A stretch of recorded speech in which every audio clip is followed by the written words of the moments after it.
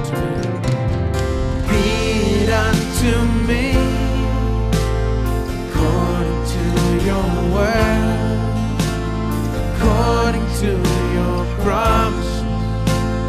I can stand secure. Carve upon my heart truth that sets me free. According to your word, oh Lord, be it unto me. You promise your blood will deliver. Lord, we believe it's true. You promised us joy like a river. Lord, we receive it from you. These things you have spoken and you're bringing to pass. This world's disappearing, but your word will last. So be it unto me according to your word, according to your promise. I can stand secure. Carve upon my heart truth sets me free. According to your word, oh Lord, be it unto me.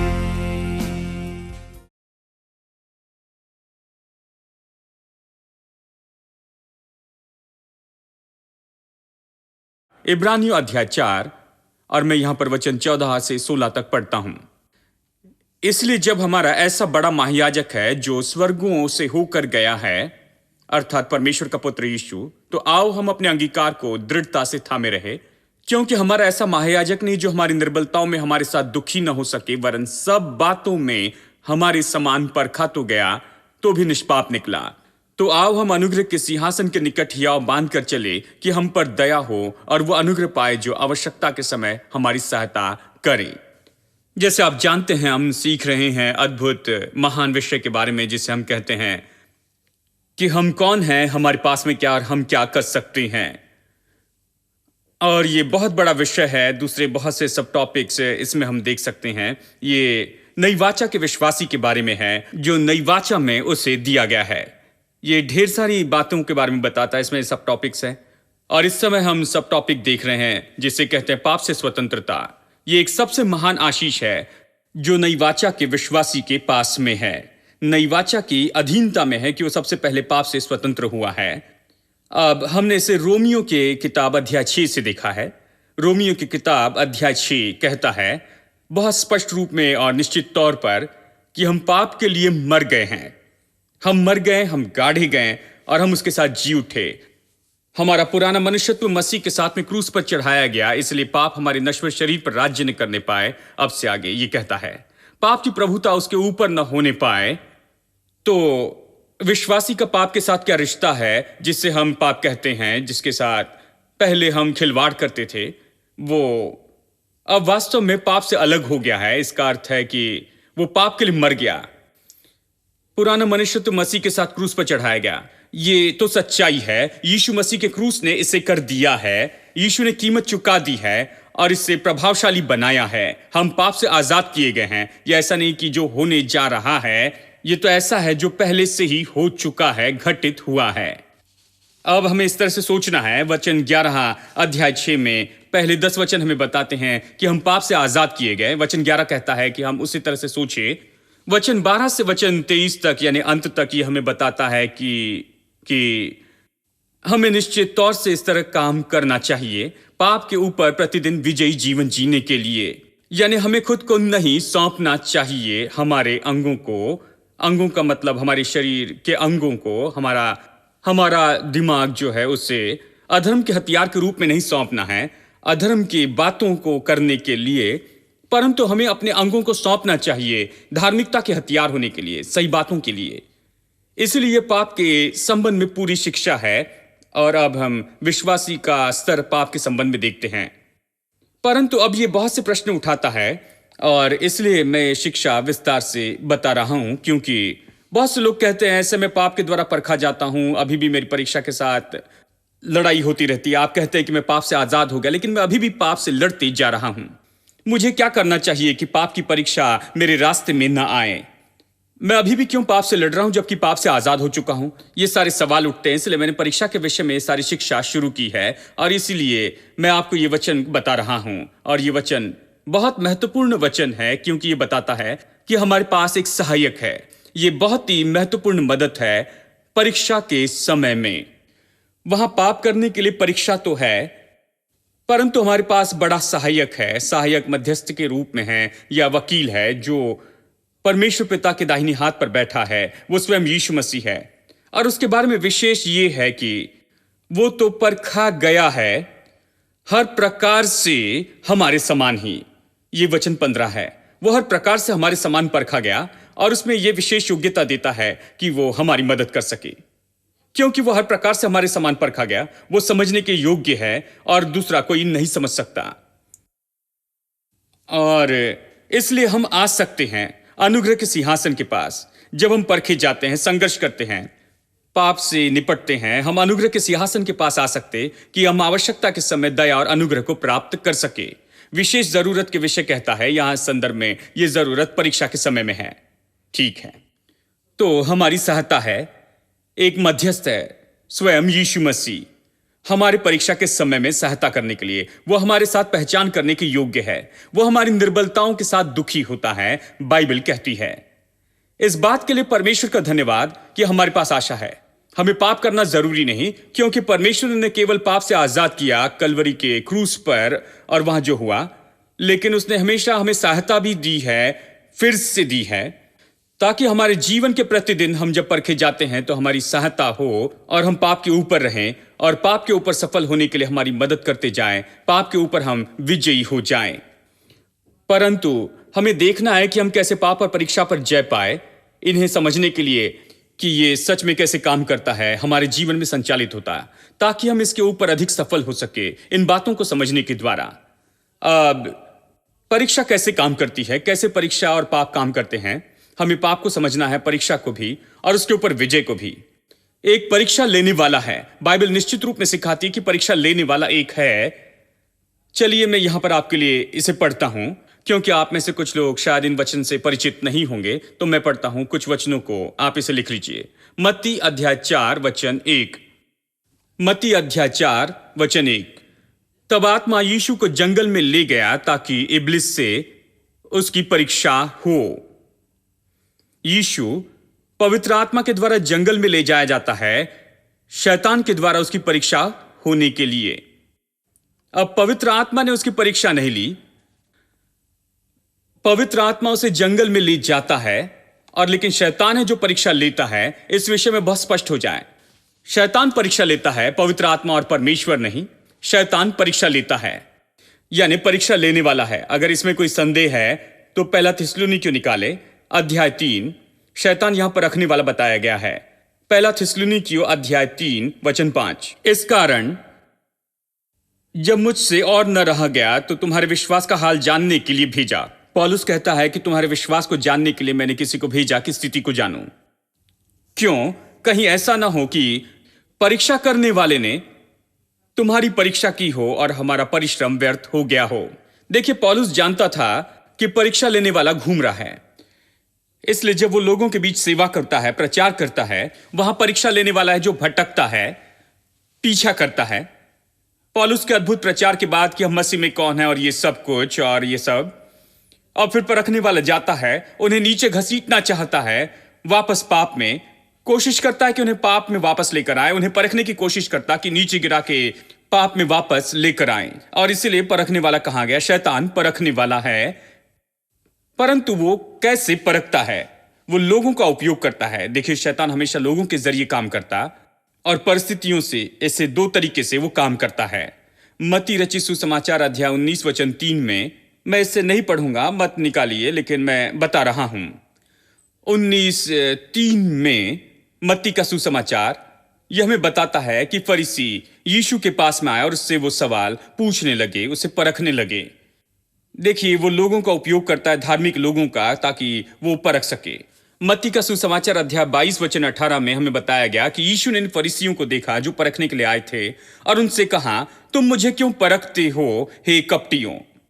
तो वो वास्तव में परीक्षा का अनुभव कर रहा था, वास्तव में परीक्षा से जा रहा था, और वो धार्मिक अगुवे उसकी परीक्षा के स्रोत थे, परीक्षा के साधन थे, और शैतान इन सबके पीछे था, परखने वाला इनके पीछे था। परंतु बाइबल सत्य और परीक्षा के बारे में एक और सत्य हमें बताती है, और वो है पाप में धोखा होता है, जिसके विषय सावधान रहना बहुत जरूरी है। इब्रानियों अध्याय 3, और चलिए मैं वचन 12 से पढ़ता हूं। हे भाइयों, चौकस रहो कि तुम में ऐसा बुरा और अविश्वासी मन न हो जो तुम्हें जीवित परमेश्वर से दूर हटा ले जाए। देखिए, वो कहता है बुरा और अविश्वासी मन हो सकता है कुछ लोगों में जो उन्हें जीवित परमेश्वर से अलग लेकर जाए। पुराने नियम में यह हुआ है, इस्राएली लोग जो मिस्र से बाहर आए थे, उनका पूरा वंश जंगल में मर गया, वे जीवित परमेश्वर से अलग हो गए अविश्वास के कारण। अविश्वास बड़ा पाप है। वो कहता है सावधान रहो कि तुम्हारे पास ऐसा बुरा अविश्वास का मन ना हो, और फिर कहता है कि एक दूसरे को समझाते रहो। समझाना मतलब सिखाते रहो, प्रतिदिन एक दूसरे को निर्देश दो, जब तक आज का दिन कहा जाता है। ऐसा ना हो कि तुम में से कोई जन पाप के छल में आकर कठोर हो जाए। कहता है एक दूसरे का ध्यान रखो, एक दूसरे को सिखाओ, ताकि कोई जन पाप के छल में आकर कठोर ना हो जाए। देखिए, आप यहां शिक्षा के लिए हैं। इसका यह मतलब नहीं कि आप पापी और हम आपकी सहायता की कोशिश कर रहे हैं, नहीं, ऐसा नहीं है। हम सब परखे जाते हैं और हमें कुछ सहायता की जरूरत है समझने के लिए कि परीक्षा सही में क्या है, पाप क्या है, ताकि हम प्रभावी रूप में परीक्षा के ऊपर विजय पा सके। हम सब प्रभु की संतान हैं, हम सभी को सहायता चाहिए परीक्षा को समझने के लिए, और पाप को भी कि कैसे इससे निपटें। हम यही कर रहे हैं, केवल आपको समझने के लिए मददगार नहीं जैसे खुद के जीवन में संबंधित है, बल्कि आपको यह जानने के लिए जरूरी है कि आप दूसरों की सहायता कर सकते हैं। आप में से कितने लोग जानते हैं कि आप दूसरों की मदद कर सकते हैं? उनकी समस्याओं में वो आपसे पूछेंगे, वो आपसे कहेंगे मैं परेशानी से होकर जा रहा हूं, इस समस्या में हूं, मैं पाप से लड़ रहा हूं, मैं इसमें घसीटा जा रहा हूं, मैं क्या कर सकता हूं, मुझे क्या करना चाहिए, मैं इससे कैसे व्यवहार करूं। और बहुत से मसीह लोग उत्तर नहीं दे पाते हैं, वो आगे जाकर गड़बड़ी में गिर जाते हैं। उनके पास सच्चा जवाब नहीं, जो जानते बस उतना बताते हैं। इसलिए शिक्षा उपयोगी है, क्योंकि ये शिक्षा बताती है सही रूप में कि कैसे मदद करे। ये शिक्षा कुछ निश्चित रूप में प्रकट करती है, और मैं आपको बताऊं कि ये दिन तो सबसे महत्वपूर्ण दिन है प्रकट करने के लिए, क्योंकि मैं आपको दिखाने जा रहा हूं कि ये धोखा देने वाला पाप क्या है। धोखा देना मतलब झूठ। वहां इस पाप के भीतर झूठ है। ये ऐसा पाप है जो वास्तव में आपको फंसाता है। ये पाप आपसे झूठ कहता, पाप में झूठ होता है, ये धोखा होता है जो लोग नहीं पहचानते। पाप में कौन सा धोखा होता है?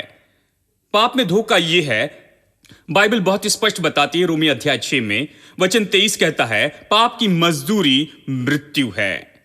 इसका मतलब अगर पाप करे तो मृत्यु होगी, यानी केवल नीचे गिरकर मरना नहीं, केवल शारीरिक मृत्यु नहीं, जो कि आगे जाकर निश्चय ही होगी, अंतिम समाप्ति है।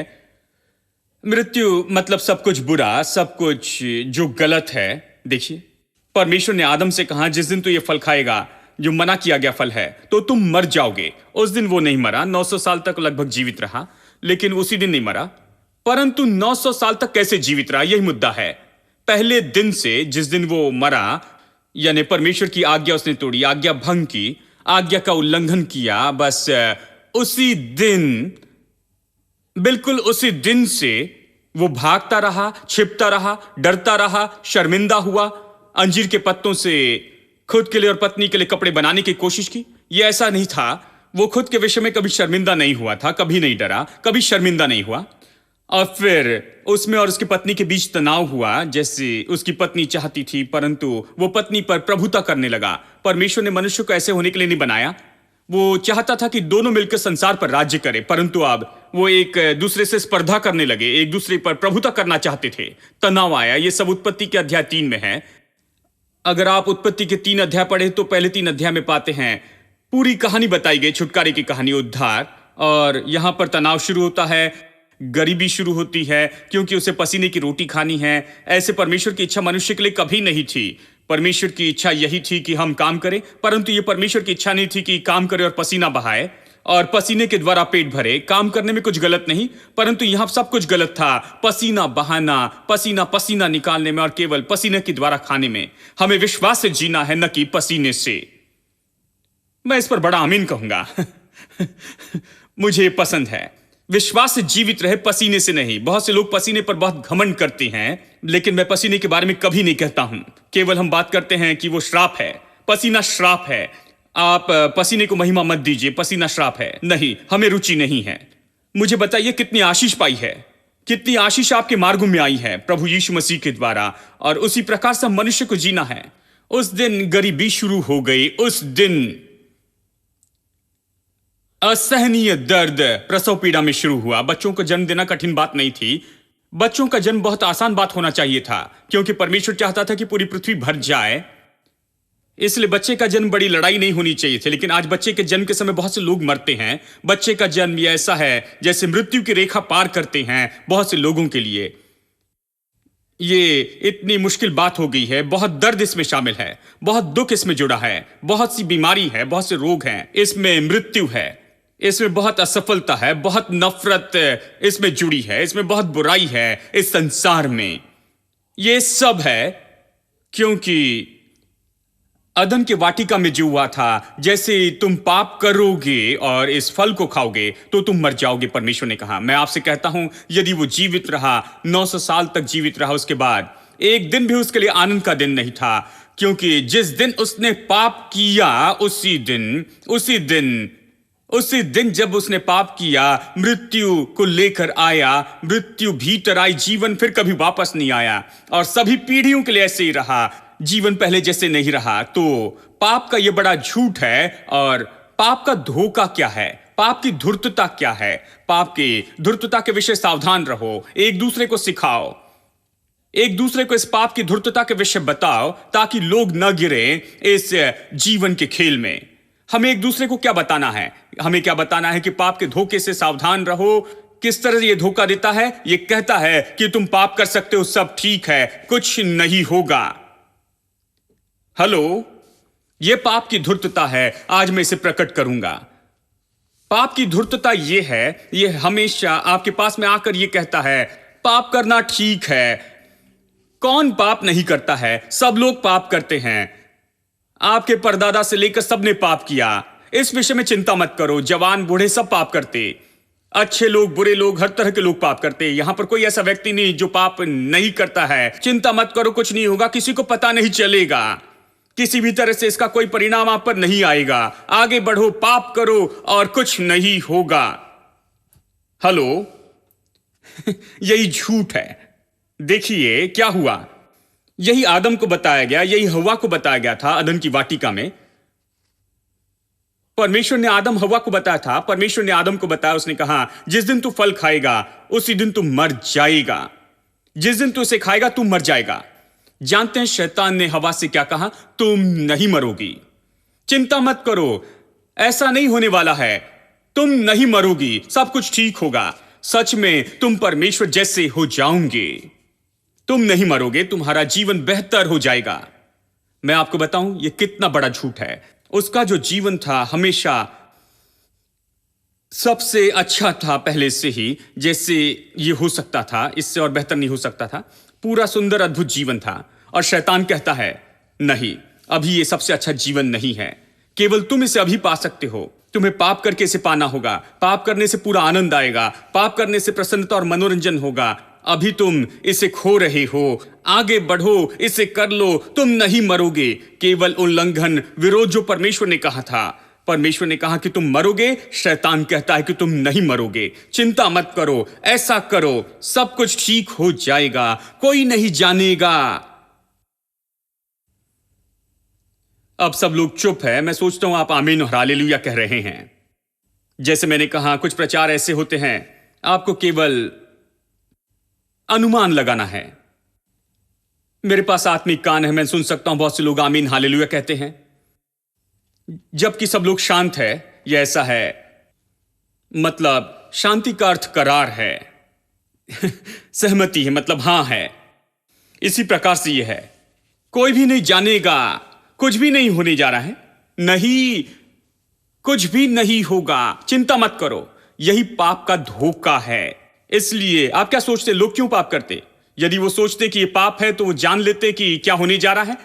क्या वो पाप करेंगे यदि वो पहले जान लेते हैं कि पाप का परिणाम तो निश्चित रूप में मृत्यु है, और पाप और मृत्यु को अलग नहीं कर सकते? पाप और मृत्यु व्यवस्था है। पढ़िए रोमियो अध्याय 8 वचन 2, मैं इसे यहां पर बताता हूं। यह कहता है, जीवन की आत्मा की व्यवस्था मसीह यीशु में उसने मुझे पाप की और मृत्यु की व्यवस्था से स्वतंत्र कर दिया। ये दो व्यवस्थाएं हैं, अचानक दो व्यवस्थाएं हैं। क्या आप ये व्यवस्था जानते हैं कि आप गुरुत्वाकर्षण का नियम जानते हैं? ऐसे बहुत से नियम हैं जिसके द्वारा हम इस संसार में जीते हैं, बहुत सी व्यवस्थाएं हैं। यहां दो आत्मिक नियम हैं, पाप और मृत्यु की व्यवस्था, और दूसरी तो जीवन की आत्मा की व्यवस्था जो मसीह यीशु में है। पाप और मृत्यु की व्यवस्था को देखिए। पाप और मृत्यु की व्यवस्था क्या है? यह एक व्यवस्था, इसका अर्थ है जहां पाप होता है तुरंत उसका परिणाम मृत्यु होता है। आप पाप और मृत्यु को अलग नहीं कर सकते हैं। आप बिना मरे पाप नहीं कर सकते। मृत्यु क्या है? मृत्यु जीवन की कमी है। यह मृत्यु की परिभाषा है। जीवन की हानि, यही अर्थ है। जीवन का श्वास बाहर निकलता नहीं। जीवन की हानि मतलब कुछ बातों की हानि होती है। और मैं आपसे कहता हूं, मैं इस तरह से देखता हूं, पाप, हर समय जब आप पाप करते वहां पर कुछ बातों की हानि होती है। आप कुछ खोते हैं। पाप करे तो कुछ खोते हैं। विवाह को खोते हैं, पत्नी को खोते हैं, बच्चों को खोते हैं, अपने परिवार को खोते हैं, व्यापार खोते हैं, पैसा खोते हैं, धन खोते हैं, अपना घर खोते हैं। कुछ न कुछ होता है, कुछ न कुछ नुकसान होता है। वहां पर किसी चीज का नुकसान होता है। और यह तो निश्चय इस व्यवस्था के विरुद्ध की बात होती है कि यह विश्वास करे कि आप पाप कर सकते हैं और कुछ भी नुकसान नहीं होगा। देखिए, ऐसी कोई बात नहीं जहां पर पाप है लेकिन मृत्यु नहीं है, और बिना नुकसान के कोई पाप नहीं हो सकता जीवन के किसी न किसी क्षेत्र में। ये दो बातें एक साथ होती है।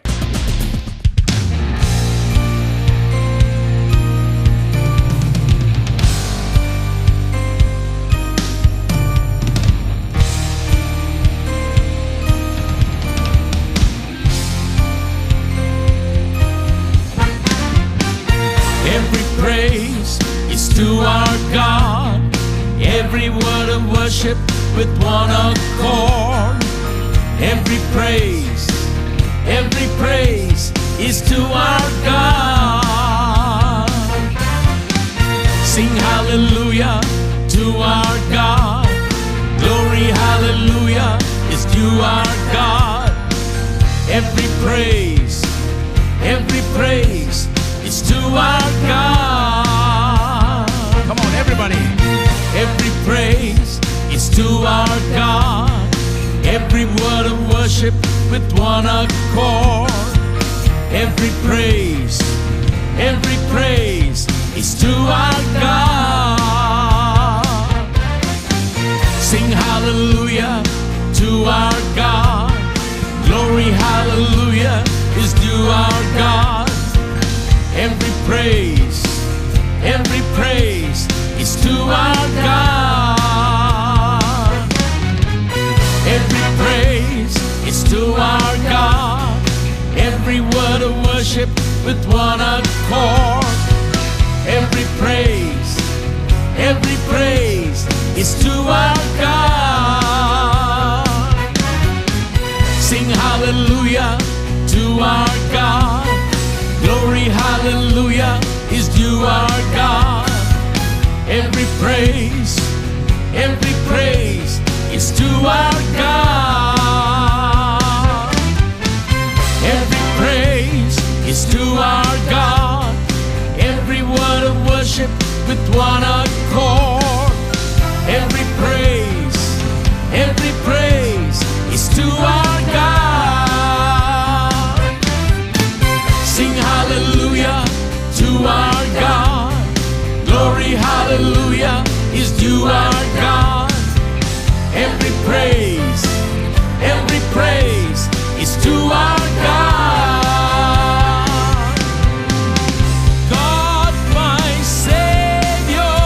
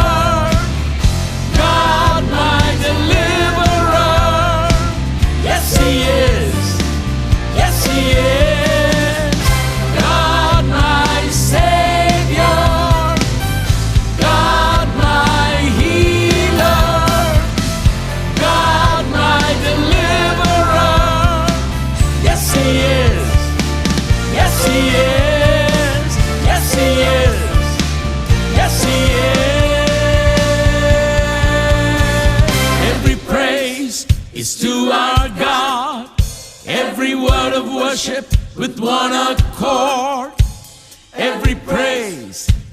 Every praise is to our God.